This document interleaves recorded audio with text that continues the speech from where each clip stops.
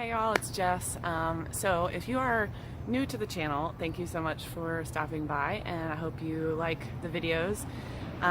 Please stay tuned because after this one there will be a lot of update videos to come.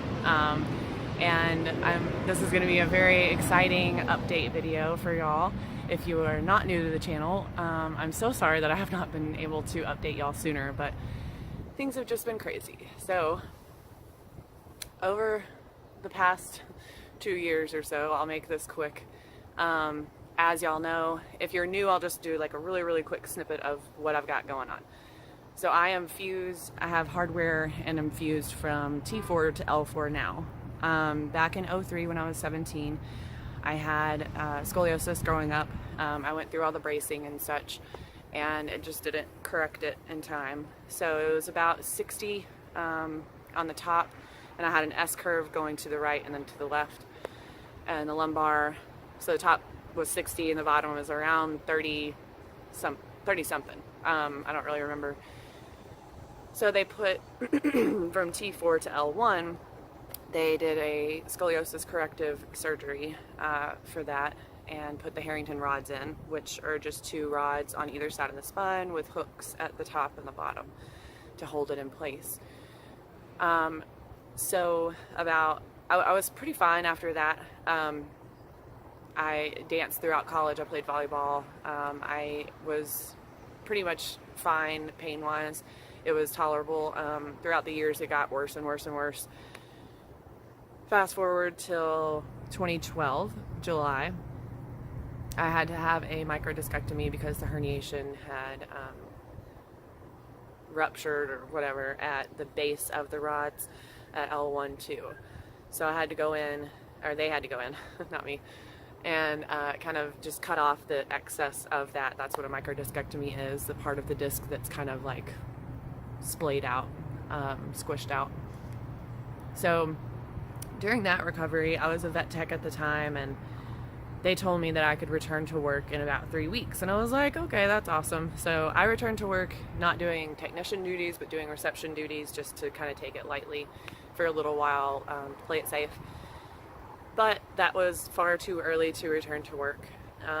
It ended up collapsing during recovery at about like the 5-week mark, I would say. And then in January of 2013, because of that collapsing, another surgeon went in and extended the hardware. They put little connectors, there we go, connectors on the bottoms of the other rods at L1-2, and then extended that hardware, both rods, and then with pedicle screws in each vertebra going down to L4. So that is what my spine looks like right now. It's been 5 years, or 5.5, since it's October, and that was in January, since the last surgery. And last October, I had, this would be new information to anybody, so whether you're new to the channel or not, here you go, here's the update. Last October, I was bringing the dogs back in from walking, and I had like smaller heels on, like little wedge boots. And I normally don't bend over to take the leashes off of them. I normally just like squat, you know. But for some reason this day, I felt like bending over. So I bent over to take them off. Felt this huge, and heard actually this huge pop and instant muscle spasms and everything on the left side of my lumbar. I got inside as quickly as I could and laid on the ice, and over the next week, waiting on an appointment with my ortho at that time, excuse me, I had 2 different ER visits just to manage the pain. I did not have a pain management clinic at that time. That's a whole nother story, because Utah is crazy when it comes to pain management.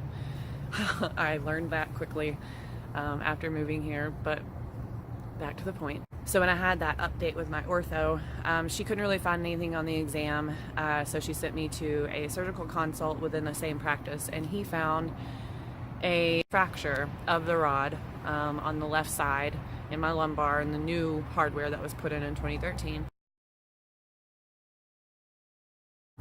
So ever since October, my pain has gotten exponentially worse. I have always wanted to have the hardware removed, and so I've been using this as leverage to try to find another surgeon who would take them out, because throughout the years I've just been told basically it's too complicated, and really what that translates to is that they don't want the liability, which I completely understand. But I just had this feeling that to not stop looking, okay? So, and needless to say, I got very discouraged over the last 8 to 10 years of trying to find someone to remove these things and them all saying the same thing. So I just kept pressing on, kept praying about it, to make sure that I wasn't just trying to seek out my will for my life, and that I was searching for what God wanted for me. So that brings us to the exciting part of the video. 15 years later, after those first rods are put in, and I am having them removed on Monday. I'm so excited. A little bit anxious just because it is a surgery, and as with any surgery, you have complications, but hi. But I'm super excited that I finally found a surgeon who feels comfortable and who has done this multiple times. So I'm having all of them removed. The surgeon did give me 2 options. I could have them all removed or just have them removed and then revise the lumbar hardware, because if the rod was broken, or since it is broken, there is some movement still down there, so we don't really know how healed it is. But to me, I think that I would always be wondering, if I had more put in right now, if the hardware was causing some pain. So I am going to go with option number 1 for now, and get back to kind of a baseline, as much of a baseline as I can, with no hardware anywhere in my spine, and then go from there, and just see if I need something put in down the road. Then that's something that we'll visit when we get there, but I'm just not going to worry about it right now. So we are 3 days away. It's Friday, and I have Saturday, Sunday, and then Monday I go into surgery. I do not know the time of the surgery yet, because they have not called me. They're supposed to call me today. But so I just wanted to give y'all an update. Please stay tuned again if you're new to the channel, because there will be tons of surgery updates along the way. I definitely want to encourage people 2 things. I want to encourage the people who have not yet had rods placed and who are being told they will have to have them placed, to seek out anything and everything else before having that surgery. I've known tons of people with hardware placement that works fine, and I've also known tons of people who have had failed fusions and just have pain from the hardware, and again, like me, they are not able to get it out now.